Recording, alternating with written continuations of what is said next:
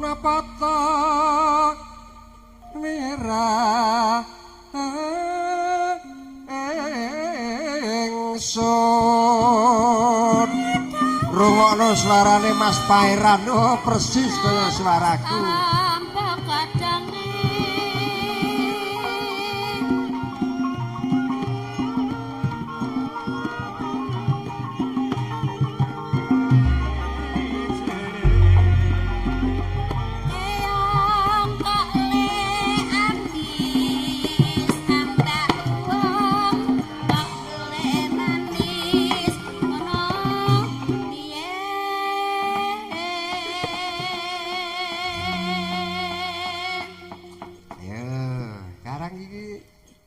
Wira suarane siji. Iya.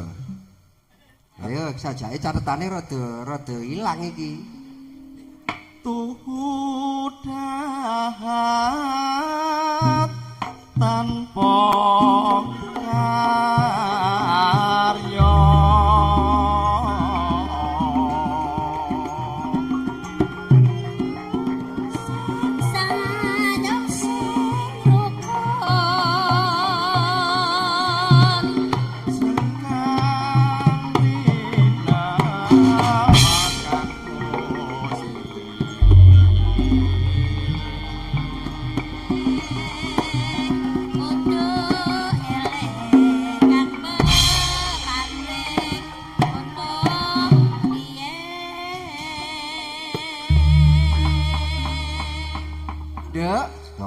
Iki segane iki mau lho. Sing tak isane rak ngono piye. Ki anggere sing muni ngono piye karo anggere sinden ngono luwes ra jamak. Mula keweling karo anak-anakku yoga kuwi anggere karo sinden ki sing do gemati. Aja do nyelayani. Mengko ndak dipaido ngono piye. Nek ora marem kepiye mareme. Aja nyelayani. Awas nek nganti do nyelayani tak ula-ula dawa tenan. Ayo gelung rino sak-sak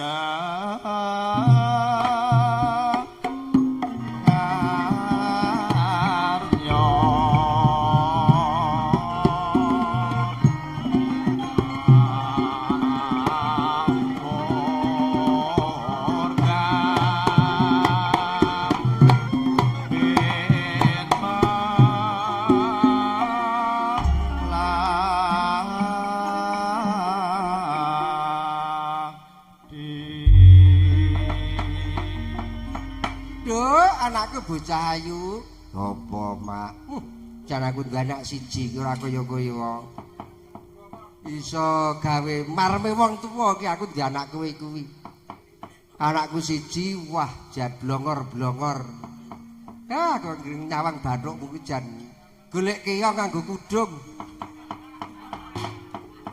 apa to bathuk nonong ning ya lutrung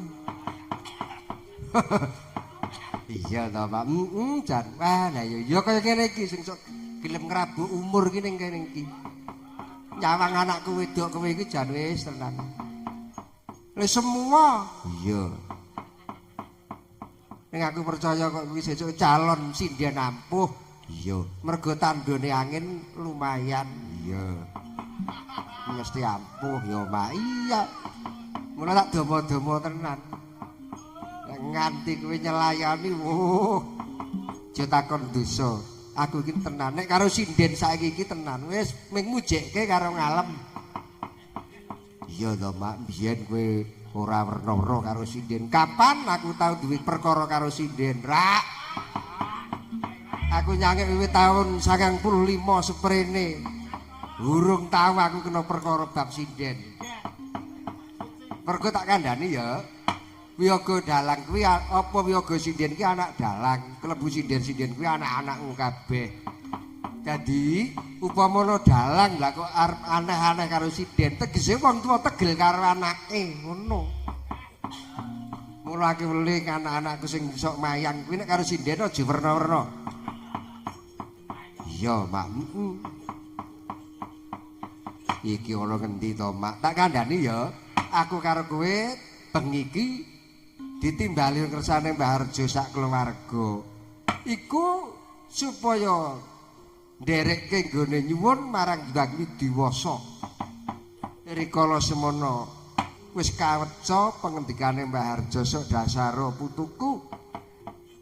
Ora ana sambikala dewasane utawa besok bisa kena nggih bedang rewang arep nimbali cangik limbuk lan kanca wiyaga sinden. Iya. Niralasing ketiban sampur kowe. Iya. Wiyagane piye mak komplit. Seka rombongan krida berdondi. Iya. Seragam kabeh. Iya. Sindene ana 7. Abang, bareng aku teko, wah, mak teratap kaya Banaspati. Iya, ya. Sindene nom-nom ya ana sing rada tuwa komplit. Ya. Wah, jantenan sindene le. Wah, cara pelem pelem dodol merdayin. Ketoke legi nek dicokot kemranyas mawa wisa iki ya kaya ngono kuwi. Iya, ya iya. Mula sing hati-hati tenan iki. Iya. Malah iki kenugrahan iki Mbak Ayu ya ditimbali sowan rene. Iya, wis tepung po karo Mbak Ayu. Wah, tenan biyen dek rikala dheweke isih cilik, oh. Akhire daerah Wonosari kerep sak panggung karo aku. Rikala biyen iso diderekke karo swargi mbahne biyen aku wis tepung. Iya ta iya. Dadi ora asing meneh ngono lho. Oh iya ya sinden warga laras ya. Saiki wah biyen sik kaya ngono saiki jan wis kurang piye. Iya, bejo sing duwe iso sinden kondang. Iya. Iya lho Pak. Aku kowe ora duwe bojo sinden to wegah aku ket biyen ora seneng di bojo sinden. Ah sebabe nek di bojo sinden ning ndi melu. Mula aku weling sesuk nek kowe di bojo aja dalang ya, Nok. Ya. Sebab nek kowe di bojo dalang wah tenan. Mesti melu terus. Ya, contohnya aku, wong seni nek bojone ra seni. Iya, sebabe gampang diapusi. Oh, wero-wero. Ya wis muga-muga tak baleni meneh. Muga-muga luare nadar Mbah Harjo iki mau numusana wayah kang diperloni bisa teguh rahayu wiyana slamet satemah ing kono bekti marang wong tuwa bekti agama nusa lan bangsa satemah dewasane besok bisa piguna tumrap nusa lan bangsa manut kekudangane para sepuh. Iya, sekolahe ya pinter, saben taun ya munggah lan sesuk tekan ing jangkane bisa nggawa partisara sing becik utawa ijazah. Sebab zaman saiki jasa iki kanggo garan golek gawean.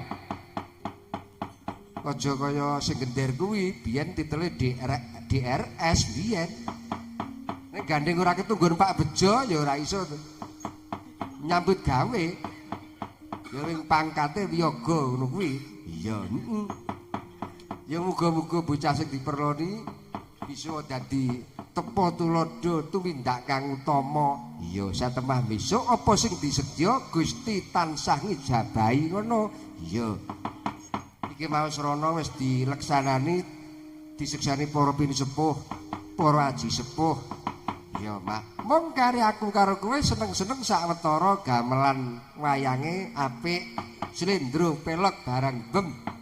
Gamelane ya ting pencorong kaya kencana. Iya. Ning sesuk dilaraske meneh. Larase rusak. Iya.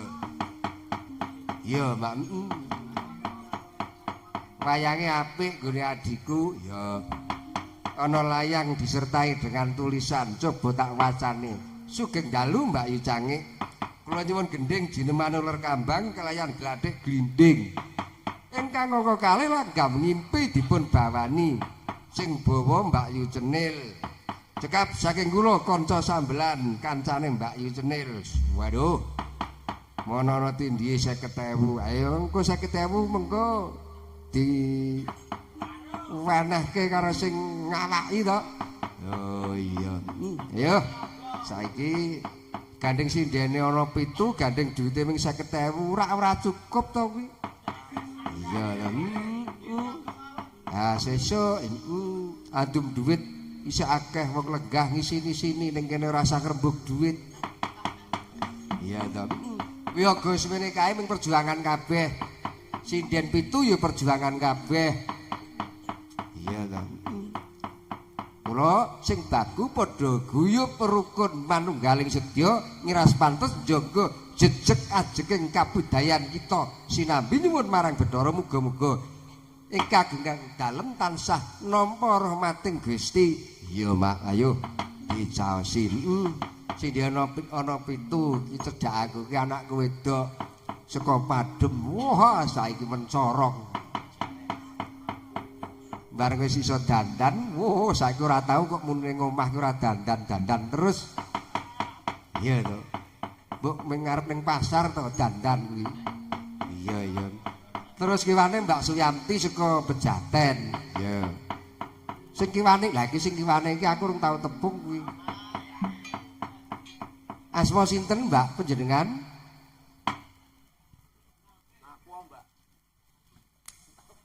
Sugeng dalu Pak Dalang. Nggih sugeng dalu.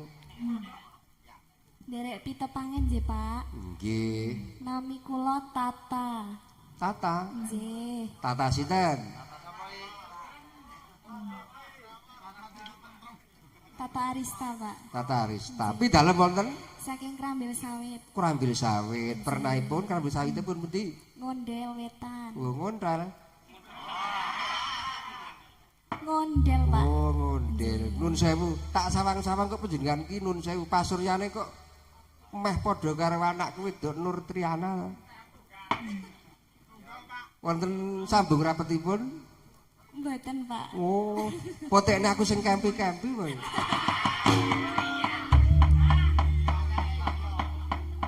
Ora usah aneh-aneh lho.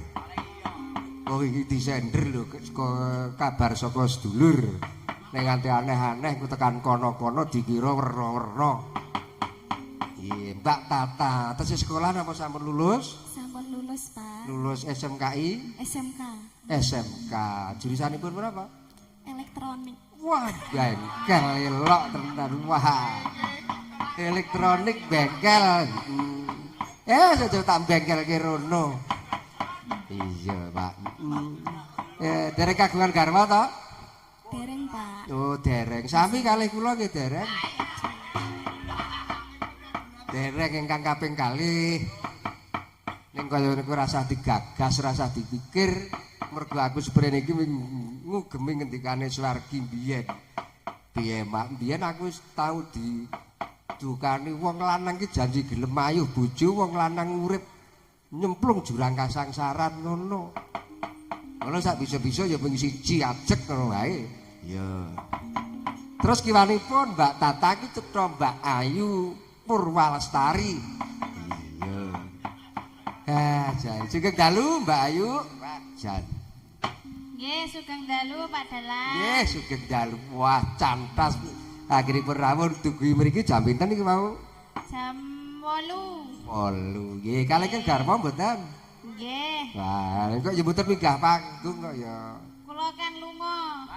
Lah kok lunga apa? Iya. Wah, jan. Nek iso ning panggung kene ra alam-alaman kali kula keng raka menika dasare ya dalang ya wis apa-apa iso. Nggih, matur sembah nuwun menika saged rawuh wonten daerah Wilasa. Ra nembe sakmenika to? Nembe sakmenika. Nggih, lagi menika ringgitan wonten gunung menika nggih ngeten menika. Nggih, niki nggih lumayan kok nggih penontone. Nggih lumayan. Lah kula lek ndelok rada ndangak. Kita, kita. Ning kula seneng kok anggere nglangak-nglangak niku seneng kok. Kok seneng mergane ngopo? Ya mergane jeneng anggere rada ndangak ngene. Mesti nek cara tembung sariki kualitasnya terjamin ngoten. Nggih, nggih, matur nuwun sampun kersa rawuh. Nggih, sami-sami. Nggih, lagi biyen kae sing lantaran Pak Paiman kok ya.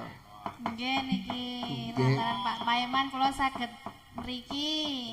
Nggih, wah jan. Ya mugi-mugi sesuk keri-keri ora njaluk bonus ya Pak ya. Ha iki upama njaluk bonus iki bang njaluk sing kendang niku. Engko aku dipotong engko.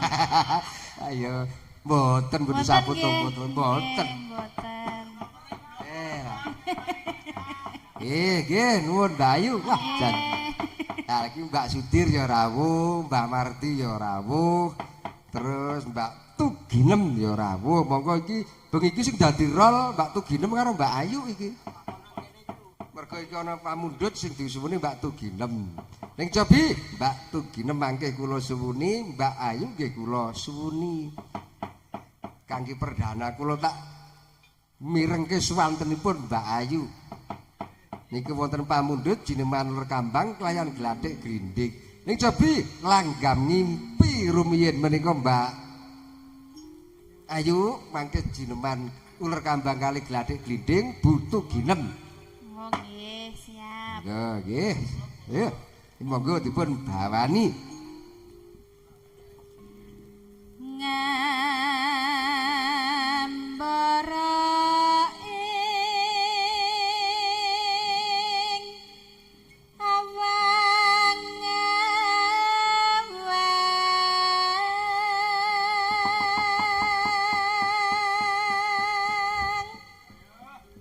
Iya, Nak? Iya. Wah, suarane kaya aku dhek isih enom biyen ya. Iya. Pripun Pak, sae Pak? Nggih, sesuk ngundangna ya Pak. Ampun kuwatir anggere mboten salah larang-larang to ning gunungke mboten salah larang-larang wis to. Mboten lho, kula mboten nate ngarani lho Pak. Nek persaja to mboten tau ngarani ning boleh laporan karo Mbah Harjo pira iki. Kula nggih dereng hitung-hitungan kok nggih Pak nggih.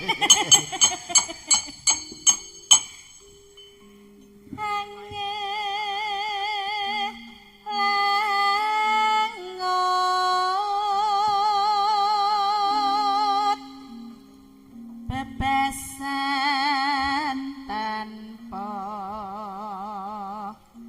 tepi.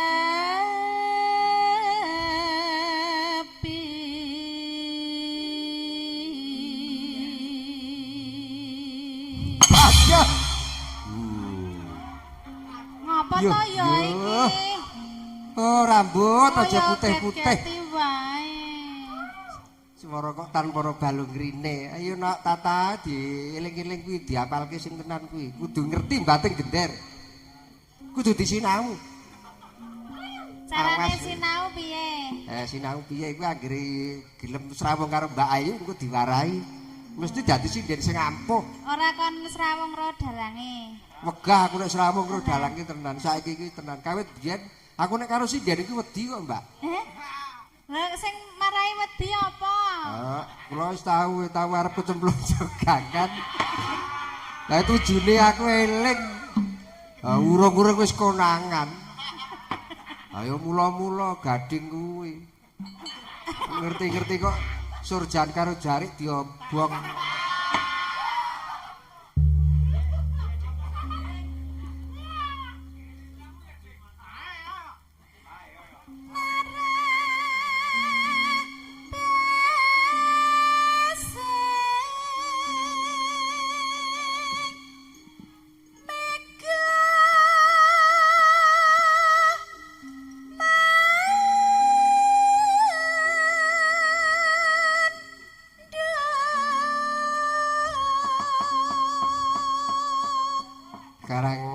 Lagak-lagiane sinden iki werna-werna. Anakku wedok tiwi iki anggere ana sinden nyuwara iki jendike iki uthak-uthik ngono. Iya kan. Iki cek ngopo kok jendhik kok uwak-uwik. Engko nek bocah liyane kanca. Nggih lagi. Kuwi nggih urung. Niki nuwun sewu kok Mbak, anak kula wedok niku cara dluwange niku dluwang dereng enten tulisane tesih polos. Niku sing cedhak kula niku. Oh, lah kok rumangsaku sapa-sapa di anak wedok to? Wah, lah niku pancen niku anu kok ya, niku kula gula wentah. Oh, ngoten. Niku kula gula wentah niku. Kok gek ketemu sing anyar ya nyeluk anak wedok. Mboten lek ngoten mang takon dhewe tenan niku kula karo sinden iki. Anggere sinden nom, gelem nyinden, gelem sinau. Wah, kula niku rumangsa bombong. Nek ngono seni ora bakal kentekan bibit seni ngoten. Luwih-luwih saiki kono bocah sing gelem sinau dalang. Aku bombong. Oh, nek ngono ora arep bakal kentekan dalang. Ning ya kuwi sanguning dalang iki kudu sing tayang nek waton iso mayang. Oh. Ula-ula dawa, urung-urung wis kepencut terus sinden lah kuwi. Sapa kuwi? Urung tayang wis arep kepencut terus sinden. Oh, contohnya aku biyen aku ki urung pati-pati tepung rusinden ning urung kelakon gegayuane ngono. Ayo Berengi dari jagat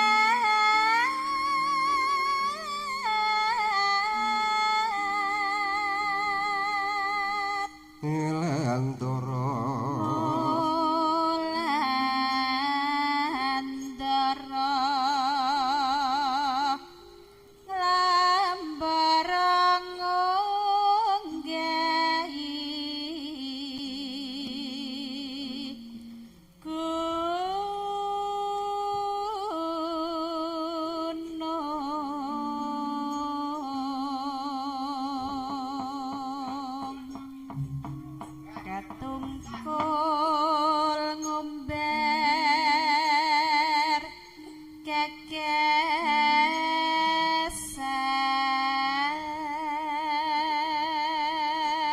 satemah kinawa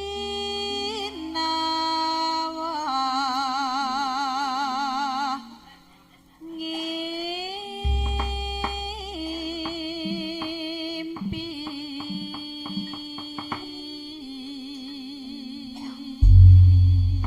Monggo buka celuk kenging buka sangrep bab kenging monggo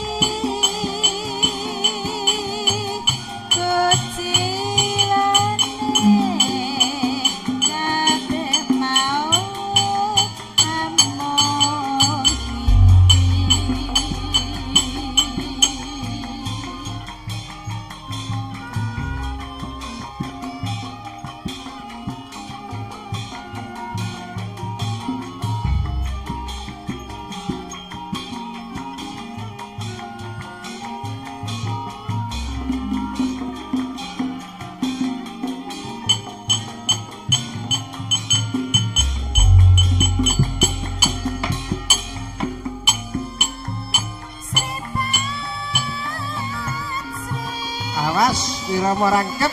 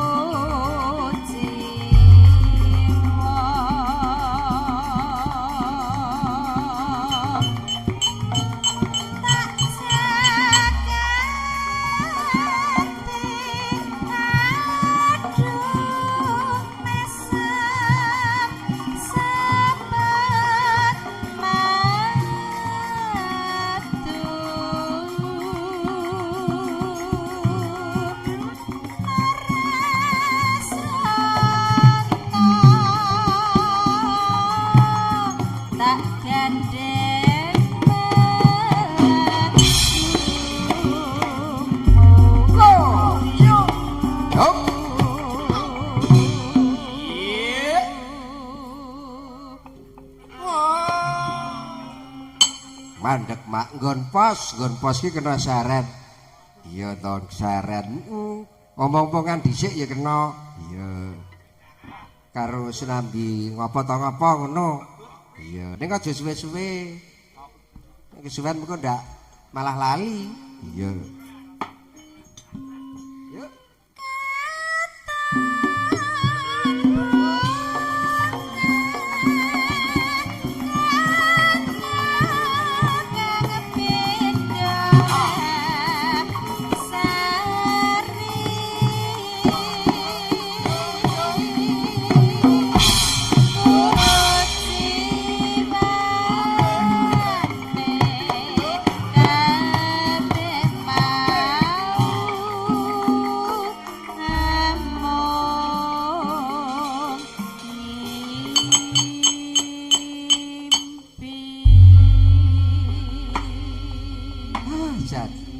Ngerabuk umur tenan ya nok. Iya.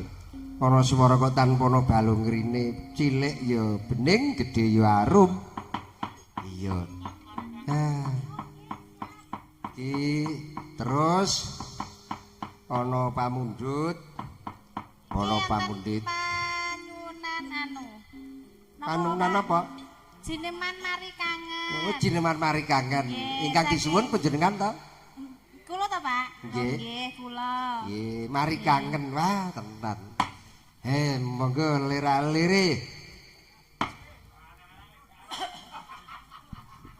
Jineman mari kangen.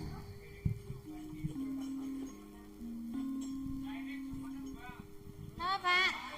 Niki jene mboten wonten niku, Pak. Make ndak mah mancali gelas barang.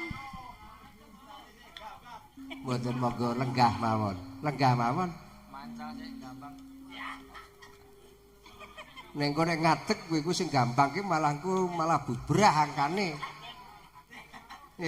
Sajake wis ketekan sediane. Iya. Ya wis cukur kok saiki nok. Iya. Ki wis arep piye ngono kok. Niki ting anu riyen nggih, Pak, kula padosi riyen. Nggih. Cakepanipun. Nggih, mari kangen. Iya. Iya, mari kangen. Pun ketemu. Mangga. Mari kangen. Jarwa muda